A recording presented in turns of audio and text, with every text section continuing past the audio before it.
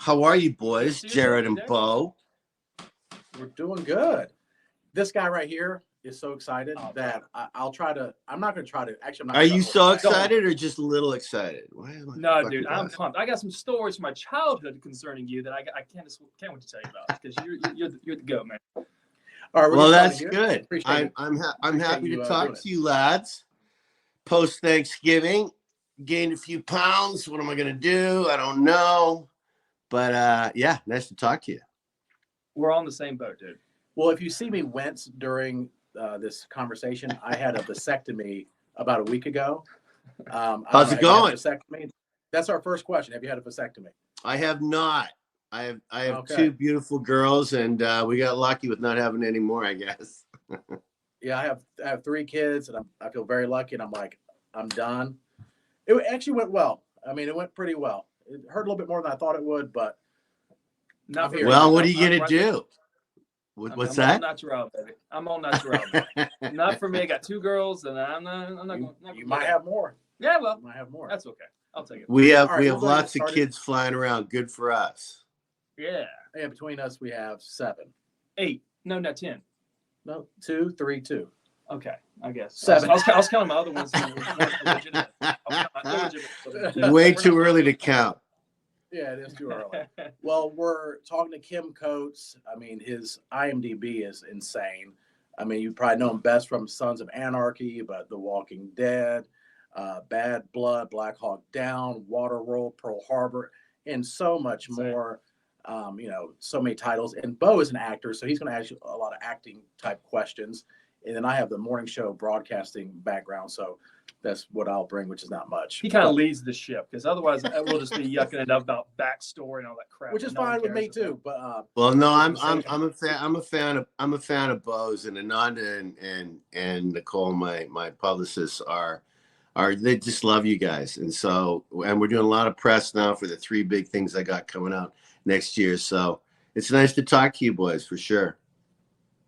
all right, so Bo, I'm going to unleash you. Kim, I hope you're ready. He's been geared Ready. up all weekend today. Go ahead. Okay, dude. So here's the deal. Growing up, you did a movie. You may have heard of it, Waterworld. Epic movie, right? Okay, you said a line in that movie that me and my brother, from the time we were 7 and 9, quoted to one another. And the line is, not for sale, not for sale, when you're the crazy guy on the sea, right? Not for sale. And to this day, me and him still do that. If we're like negotiating about something or we're wanting my brother Brady, we want to, trade. It's not for sale, not for sale. And we'll know. And so I was like, dude, I got to tell you, your line like shaped my childhood in a way. It's not to be over dramatized, but it really has. And so what was Waterworld like for you? That was one of the throwbacks. I know I got to talk about it because it was really impactful on my childhood.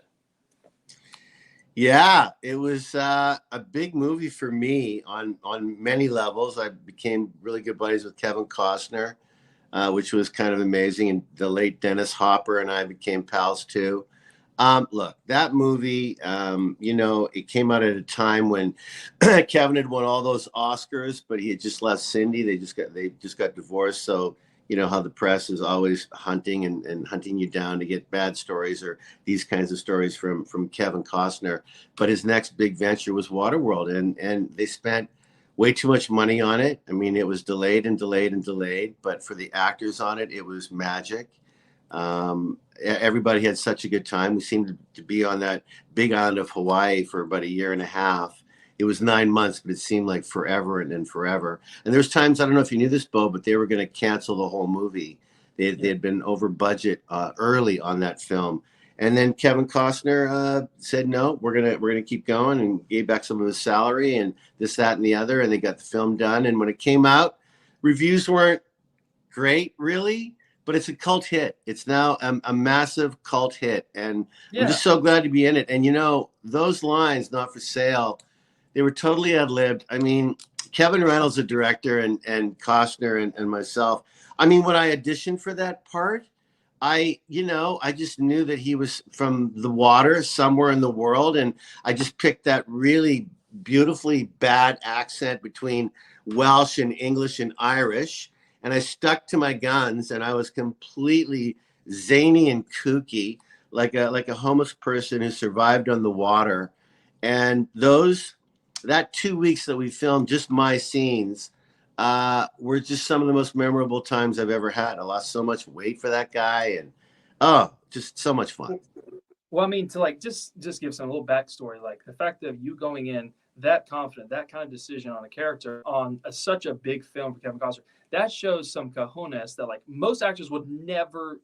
They want to play it safe. They just don't want to get fired. But for you to go and do that, that I guess probably would explain why you've had 197 credits and you keep going. You're doing such amazing things because you got that juice, man. And that's like I said, I just wanted to kudos for you on that.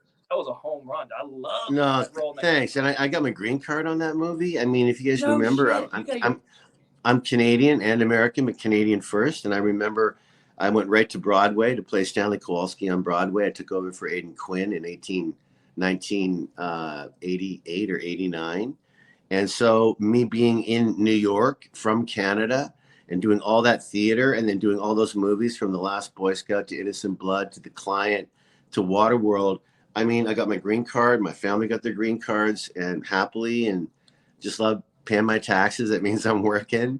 And it was an exciting time for Kim Coates. So there was no time for fear, Bo.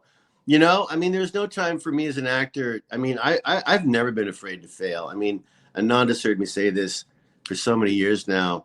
I've never been afraid to fail. And maybe that's why I really haven't, you know, like, yeah. Like I don't mind stumbling and getting back up. I don't mind learning from the best. And now I think these young actors are hopefully learning from me.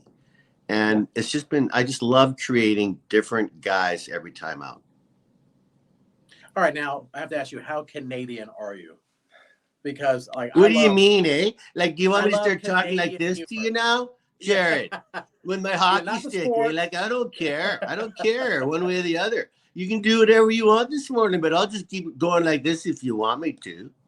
It's pretty Canadian. Yeah, very Canadian. Okay. Like when it comes to comedy, because I love Canadian comedy with Norm Macdonald and John Candy, and then you got Jim Carrey, Martin Short and all that. Like, oh, we can go on and on, boys, right? It's a very, it's insane.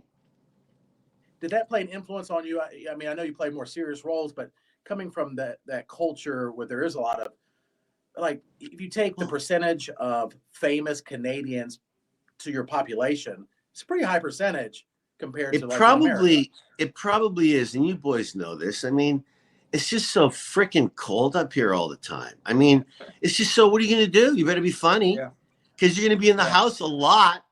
You want to get along with your spouse or your buddies or your brothers or your sisters. You better be funny if you want that extra bun at Christmas.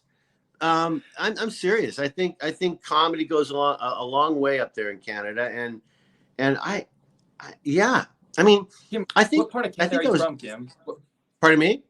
What part of Canada are you from? Saskatchewan, right above North Dakota. Freezing, hockey, cold, but the summers are beautiful. I've shot a couple films in Toronto, and but we shot through the summertime. have. But it was not hot. It was not cold. It was hot as blazing. It was 100 degrees, 100% humidity. It was rough.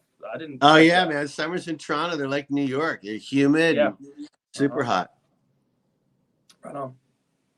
All right, so most people know you from probably Sons of Anarchy. That's where I first. Well, that's probably not first, because then when I was looking at your titles, like, oh yeah, I saw him in that, I saw him in that. But tell me how that changed your acting career and maybe even your life to be on such a popular show and have such a main character and to be in, I believe, 70 plus episodes of a really impactful show that I think up until that time, you know, I think the timing of it, that show, I don't think would have worked 10 years previous. I don't think it would have been fit for TV 10 years previous.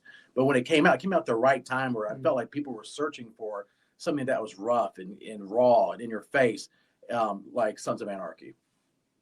Yeah, no, those were all amazing points. I got to tell you that for me, before Sons, I was, you know, when I was recognized or coming into a room or a restaurant, they would go, oh, you're the guy from Blackhawk Down. Or you're the guy from Waterworld. Or you're the guy from Goon. Or you're the guy from Resident Evil.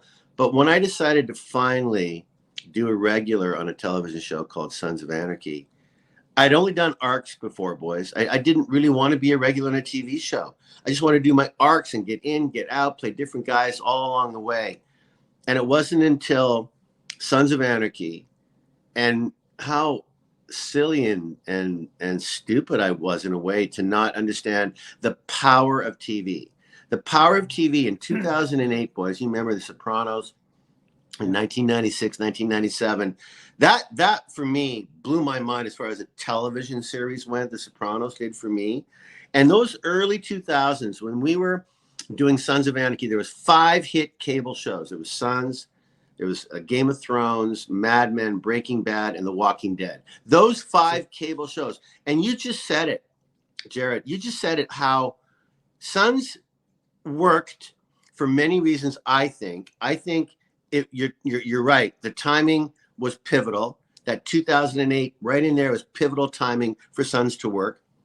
We never used the F word on FX, right? We weren't on HBO or Showtime, so we couldn't use the F word. We were allowed like 10 Jesus Christ a show. We could say shit as much as we wanted. No, these fucking rules are crazy, right? And that's so weird. But I gotta tell you, boys, after 7 seasons of Sons, 92 shows, I became Kim Coates. Like, that's Kim Coates. Like, from the power of that show, people really knew my name. They really knew who the fuck I was.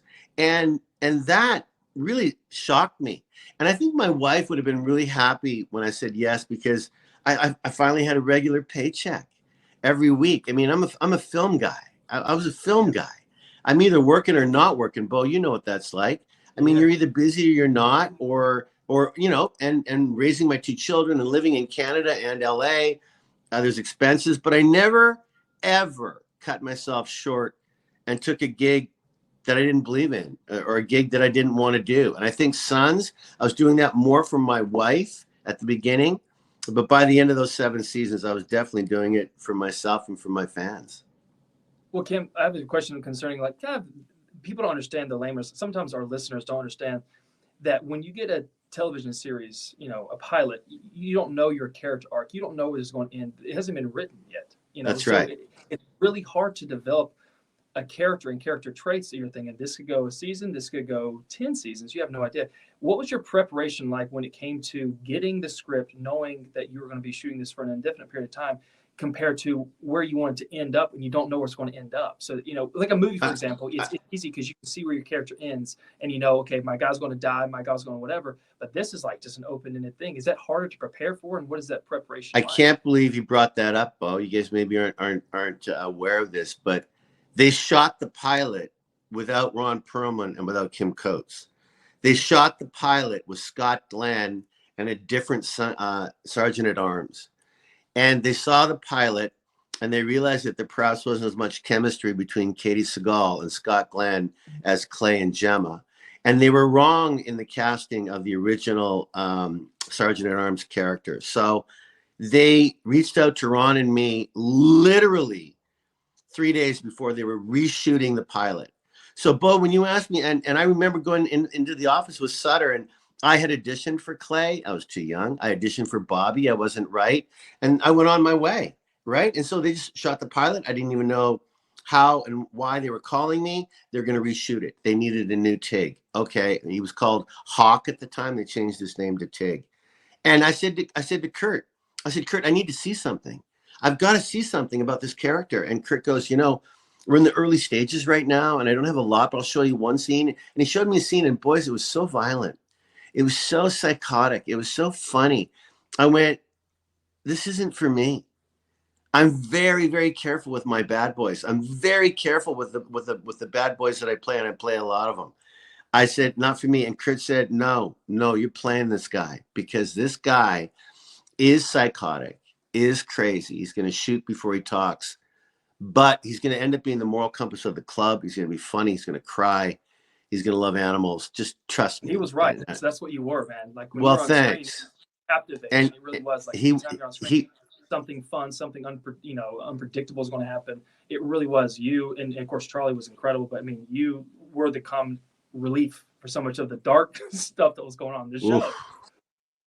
Yeah. Well, that's nice, and that's another reason why I think the show succeeded, right, boys? I mean, it's all in the casting, it's all in the writing, it's all in the editing, it's all in the music, and boy, did we have all that in spades, right? I mean, Look at those gnarly faces. I mean, Katie's beautiful, and Maggie and Charlie's beautiful, and Theo's cute as hell. But look at Ryan and me and Tommy and Booney and Ron Perlman, a face only a mother can love. I mean, come on. We all, we, we all, we all just were such good actors. And we all got along, boys. There was no fights. There was no quarrels. There was no jealousies flying around. We got real lucky with that show. I bet that sadness after leaving that show was a depression. It wasn't sadness. It was depression. Do you know what, Bo? Honestly, I'm not kidding. It was okay because I remember Charlie. If you remember the last season, it really was a lot. It was the Charlie show. It was the Jack show. He was just being revengeful and killing everything in front of him and losing Maggie. And he lost his way. And that's exactly what Kurt Sutter wanted. But I remember Charlie, I went up to Charlie and I said, Charlie, who are we killing now and why? And Charlie went, Coach, if you don't know, no one knows, because it got so violent. And so when that show was over, I'm so happy that I got to live. I mean, if you put money down about Kim Coates dying in season 2 or season 3 or season 4, you would have lost your money, because I would have put down the same bet. I couldn't believe that I lasted all 92 shows, but I'll never forget it. I'm not sorry that it's over, because it was very draining and very, very physically violent and emotionally through the ringer with Venus and me and Charlie and Maggie. I mean, it really was emotional. So to end that show was okay, but I'll never forget it, ever. Oh, sure. Now, how has, like, coming up as an actor, you said you started doing Broadway, or you went to New York, and going from that to, at that time, would you say that the goal was to be in blockbuster movies, which you were? How has the industry changed, where almost like TV shows are these long form movies with bigger budgets, incredible writing, incredible directors, incredible actors, where before it seemed like big actors, when I was coming up, big actors, they weren't on TV. If they're on TV, it was like, oh, something's wrong with their career. Now it's like if they're not on TV, there's something wrong with their career. Can you explain how that's changed over the years? It has. I mean, when I grew up, boys, and I'm older than both of you by a long shot, it was, for me, when I discovered acting in college and then became a professional, it was all about theater. I mean, my first agent in Toronto wanted to get me into films right away, and I said, nope, more stage. I worked in theater all across Canada. I was at Stratford for 2 years. I was the youngest Macbeth ever. I was 27 years old when I played Macbeth. That's when all the New York agents saw my work at Stratford, and they said, you've got to come to New York like now. So for me, it was stage and film. That was it. The odd pop on TV for sure. But yes, it's changed now. For me, some of the most impressive things for me to get offered are limited series. These 6, 8, 7 shows of a limited series, like the one that's opening in early January, called American Primeval on Netflix. I'm telling you, boys, for me, that's like a massively elongated movie. You shoot that over 3, 4, 5 months, and it's 7 episodes, but it's a big fat movie. So television has changed the landscape of actors, great actors all over the world. There is no more. The one thing I do miss, though, guys, and I've been in some really big movies and some really small movies and medium-sized movies.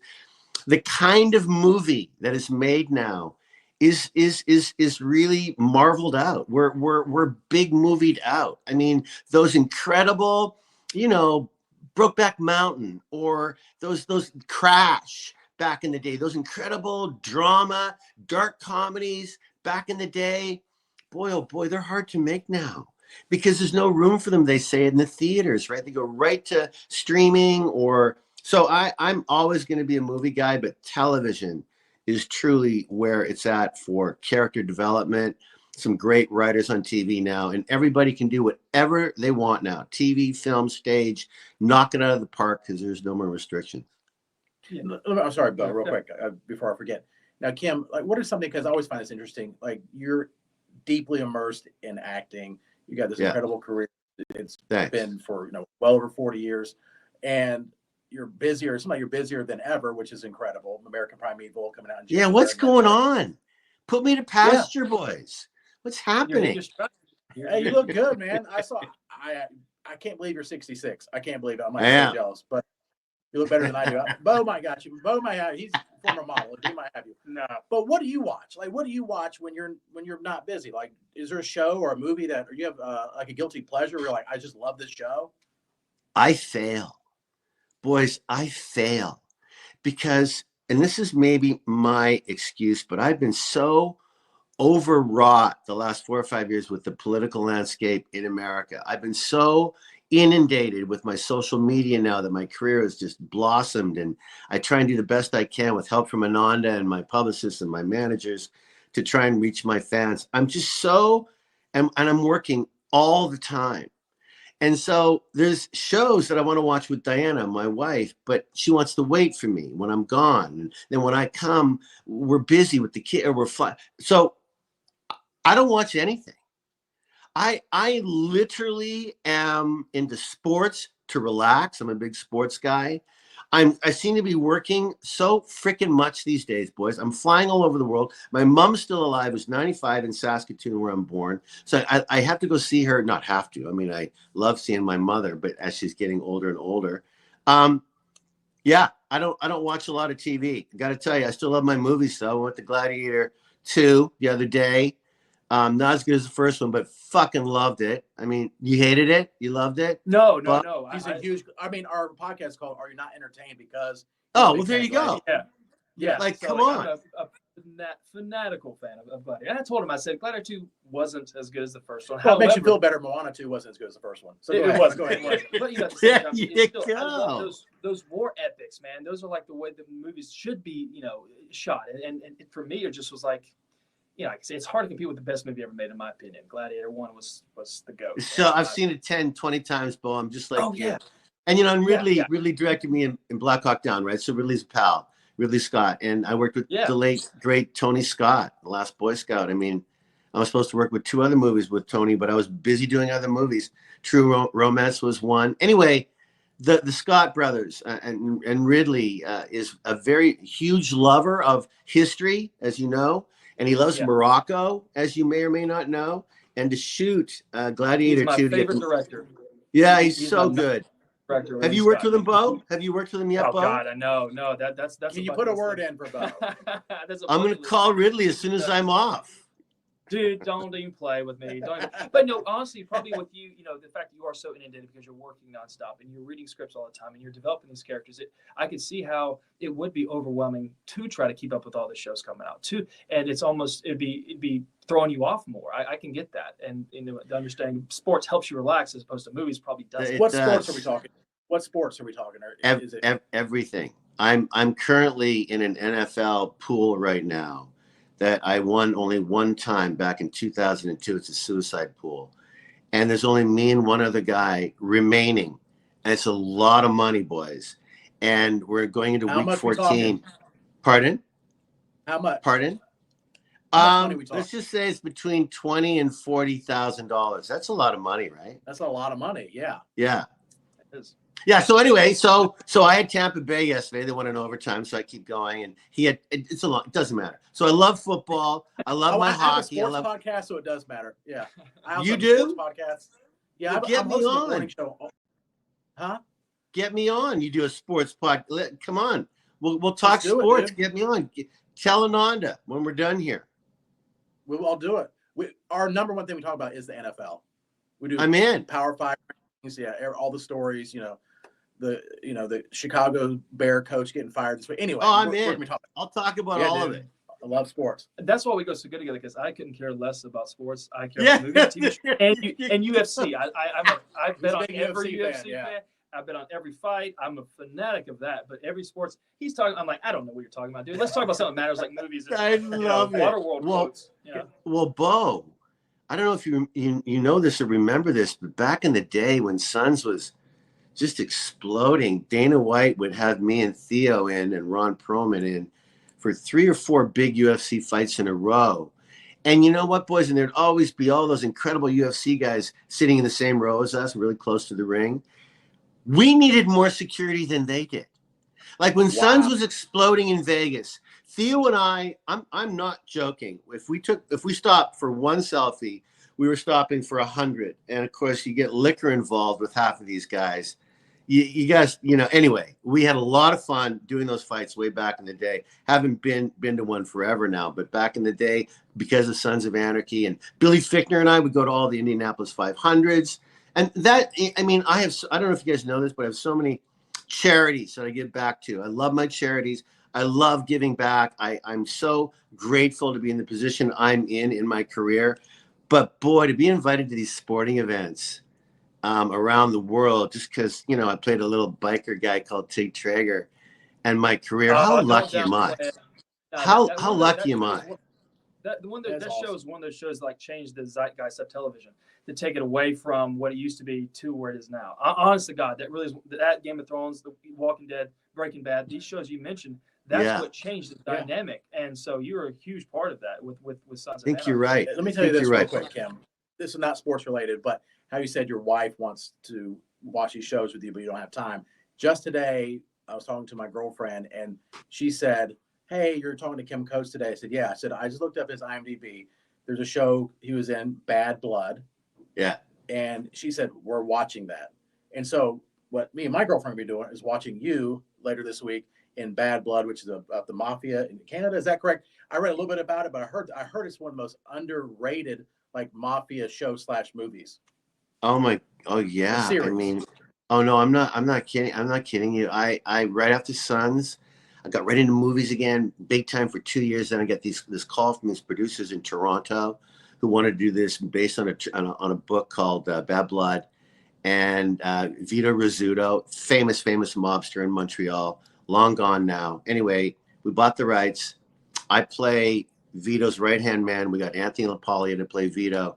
And boys, I'm telling you, Howard Stern, every there's so many stars who've seen that show. It was on Netflix. I won the Canadian Oscar for acting. We won Best TV Show, Best Writing up in Canada. I co-produced it with Mark Montefiore. So proud of producing it with him, co-producing it, and Michael Conovis, who wrote it. We had 2 seasons. We were going to do a third, and then a little thing called COVID came and shut it all down, boys. Shut it all down. And Netflix, they're pretty. I mean, I work a lot with Netflix. I'm very lucky, and they're lucky to have me. Don't fucking forget that. You know that, Bo. They're lucky to have you and me. They are. They are. Coming out. Can you tell us a little bit about that? I will, but watch that show if you get a chance to find it, Jared. You're gonna love it. You're gonna love it. Do you know where it's at? Bad Blood. I can Google it because it said Netflix and it wasn't on Netflix. So it's fallen off all these incredible streamers now. I don't know where you find it. I can find it. It was such a huge hit. You'll find it. It's out there somewhere. But because she dictates what we watch, and she has good taste. Like we're watching Lioness. Well, you told me about Lioness. Yeah. But we had Jill on last week. Wagner. Yeah. We were caught up with Lioness, and she's like, "We need a new show." She said, "We're watching seriously today." Good. Today, so we're watching Bad Blood starting today. So I'm excited. Enjoy. All right, Bo, go ahead. Yeah, I was gonna say, you have a new show coming on Netflix in January, American Primeval. I know. Can you just tell us a little bit about it, like genre, historical? Like, what do we kind of? I can tell you a little bit. Yeah, we started again. Ananda and the Forward Group, my publicist. We had a 5-hour long live Zoom a week ago to start the launching of Talking About It Now.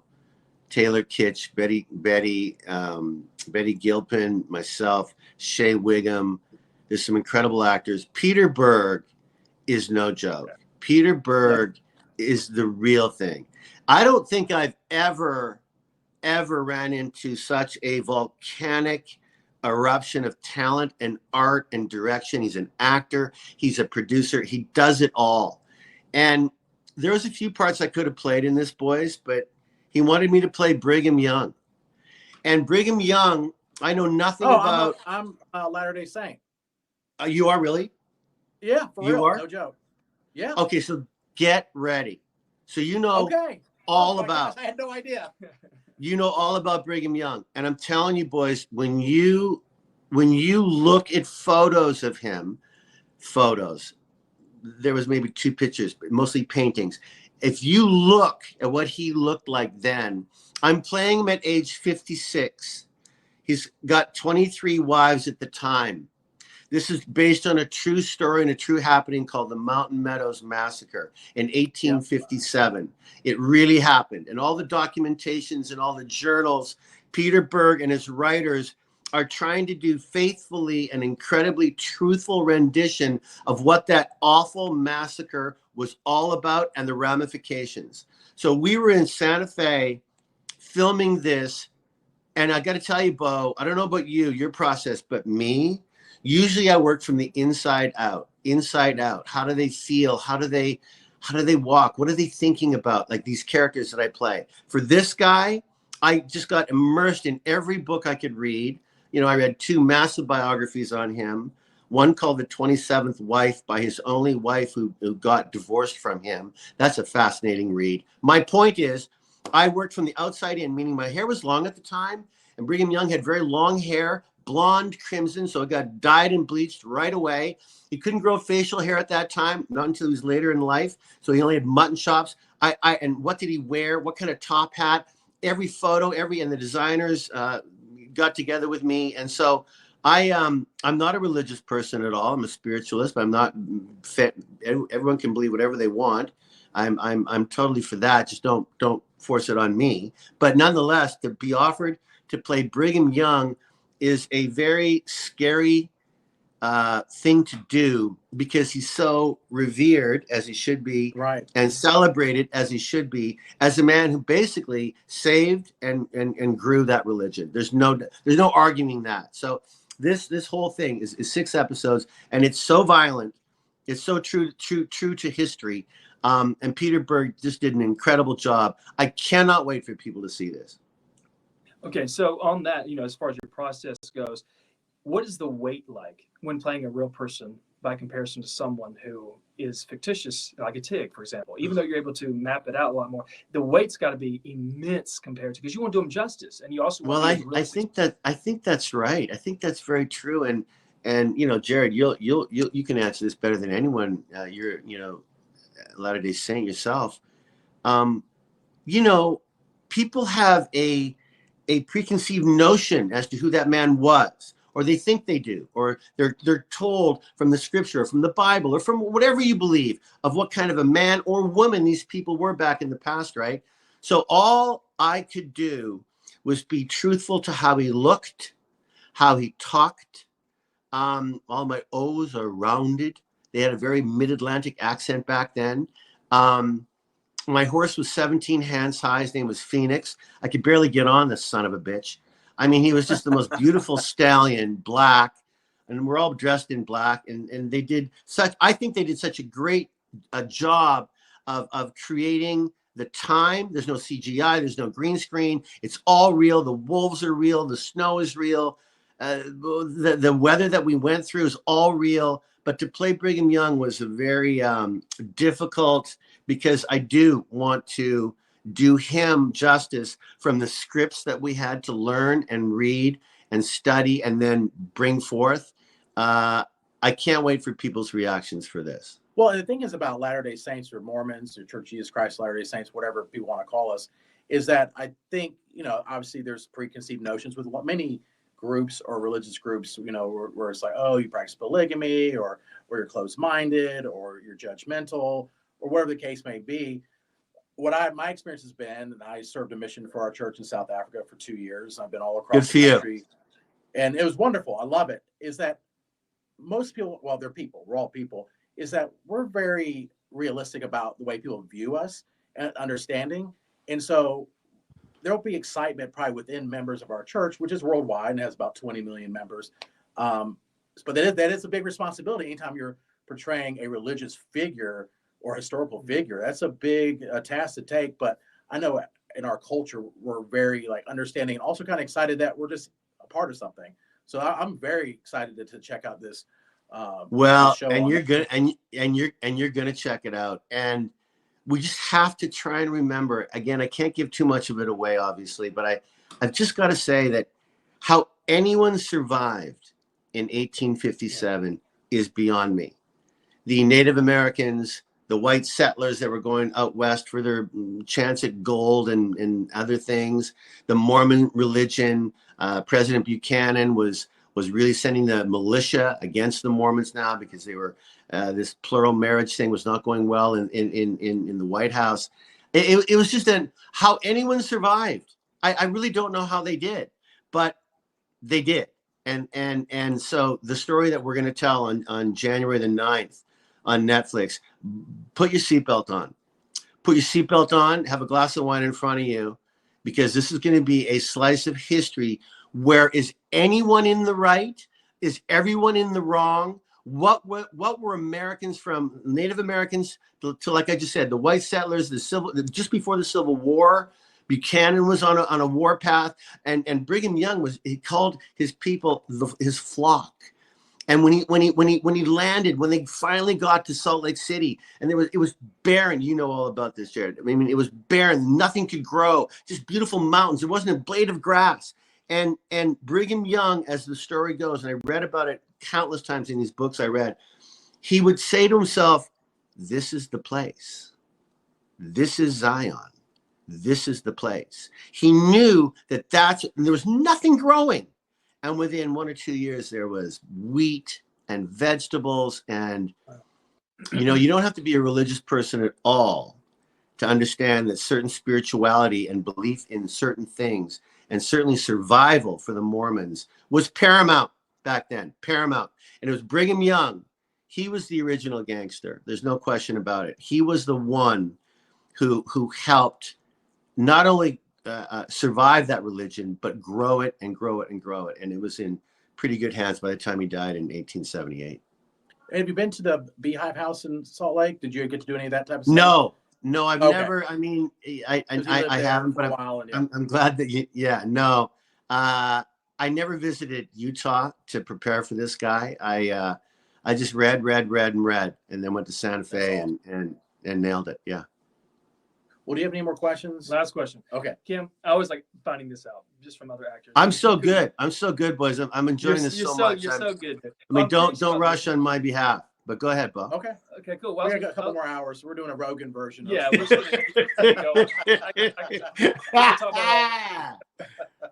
it's really revealing a lot of times talking to actors as to, if you say, if you could recast yourself in any role, any movie, any show, you could recast yourself as that role, what role would you want to be? I always love knowing what people would want to be. Like for me, for example, Gladiator, Maximus, Russell Crowe, sign me up. That's it. That's the pinnacle. But what would your, pinnacle be? Isn't that great?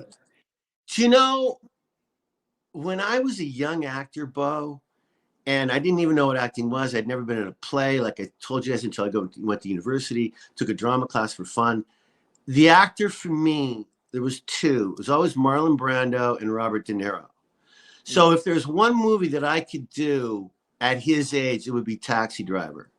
I would just love to immerse New York City back in the 70s, all that piss and vinegar on the streets, and just the cabs and the guns and the cocaine and all that. I mean, what De Niro did in that movie was a pinnacle in my career of wanting to become an actor.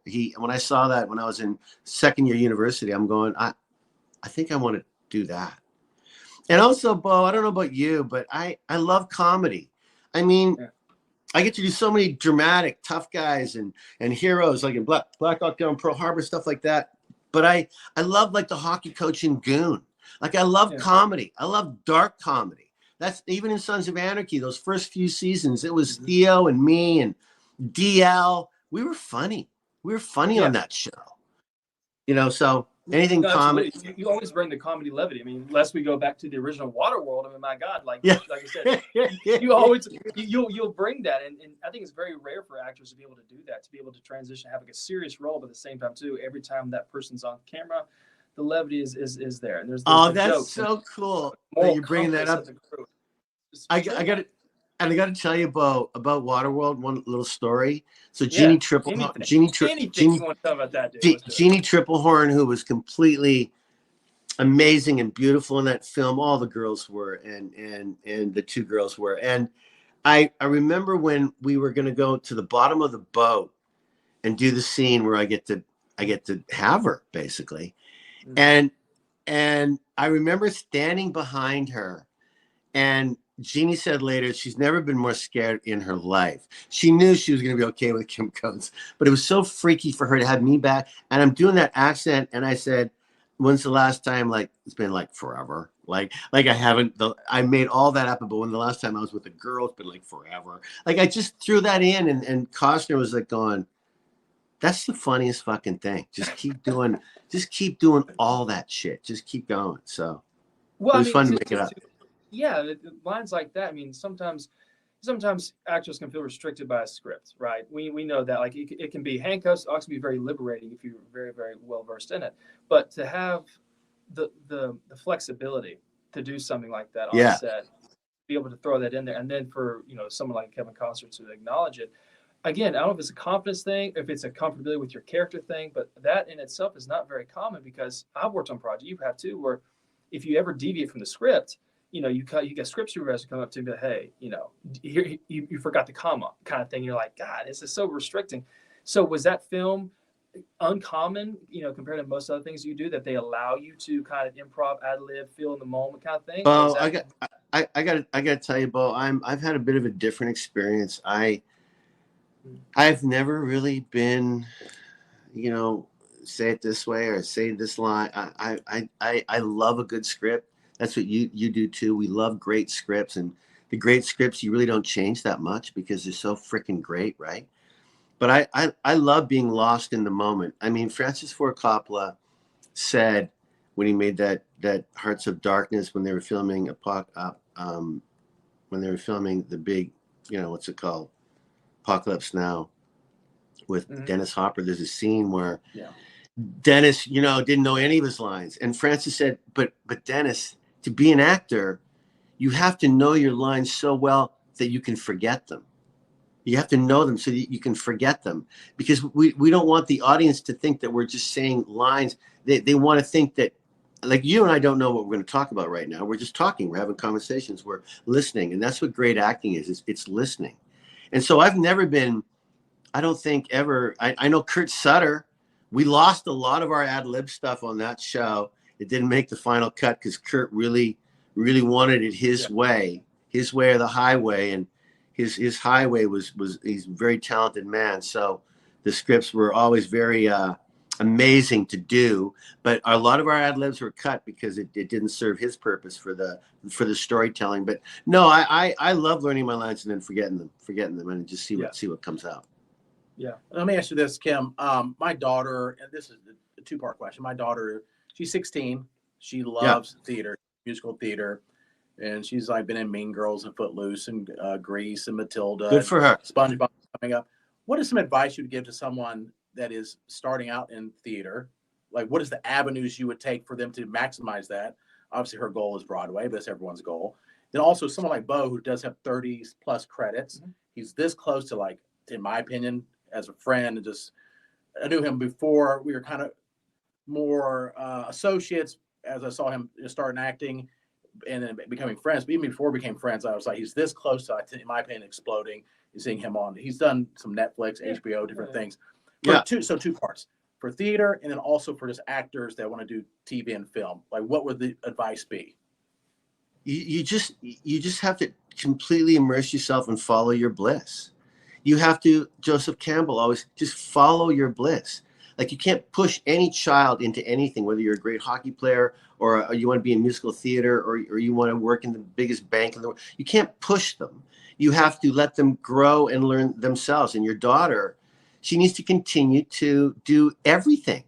Get great marks at school, take every play that she wants to do. There's lots of summer stock stuff she can take in the summertime, and immerse yourself with people who are like her, who want the same dream, who want to maybe be on Broadway someday. I mean, they work on their voice, they work on their dancing, but no pressures. They're young. This is the best time of their lives. It's only going to get harder and harder as you grow up. So enjoy it. And Bo, you know what's going on with you. I think guys like you, who do have some incredible credits, and we all want more.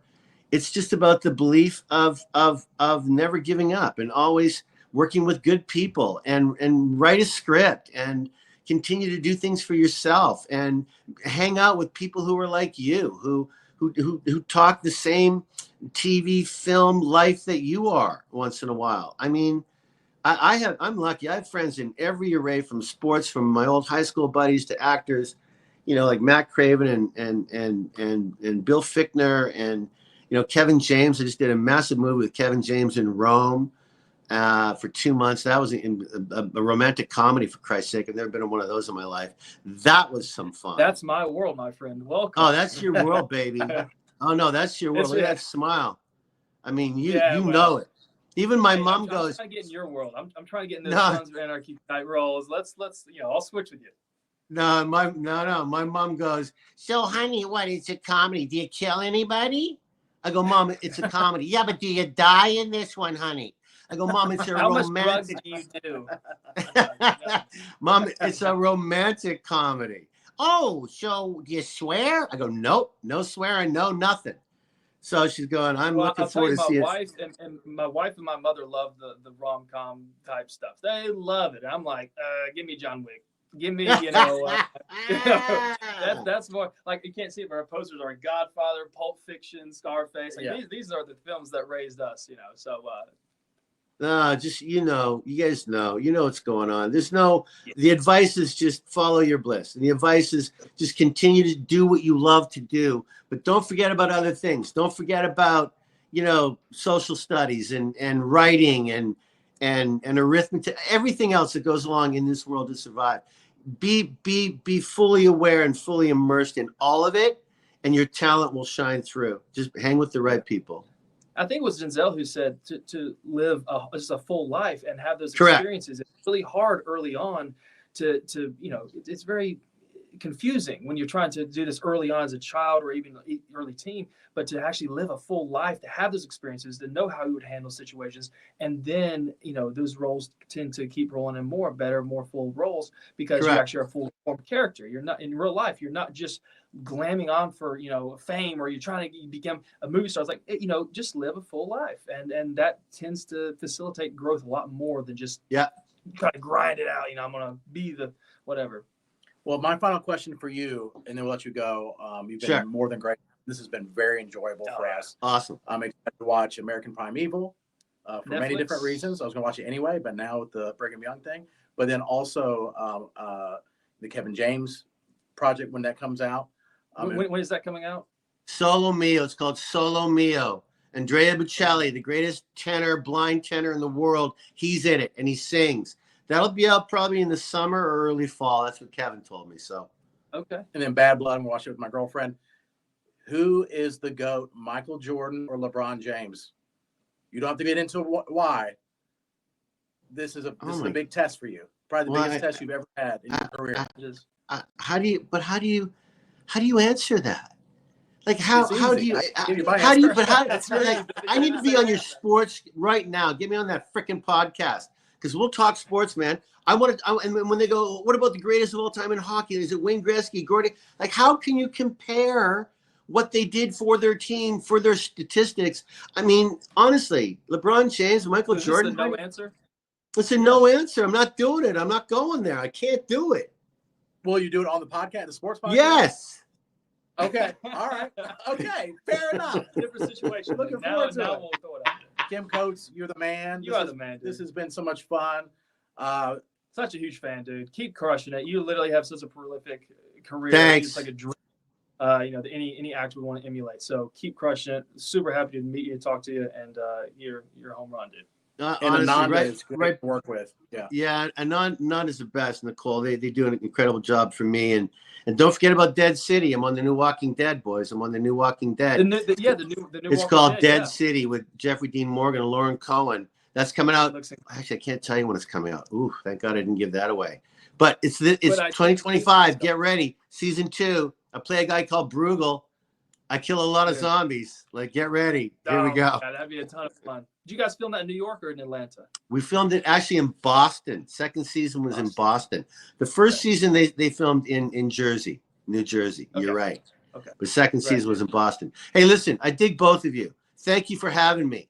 And big love to you, Bo, and keep it up. And your daughter too, Jared. Make sure say hi to her. And we'll talk to you down the road. Don't be a stranger, buddy. Appreciate you. All right, We'll Kim, talk you to the you on the man. road. Bye, Yeah, guys. bud. Bye. That was awesome. Let me turn this off. Oh, my left testicle. Still recording. Keep that in there. Wow.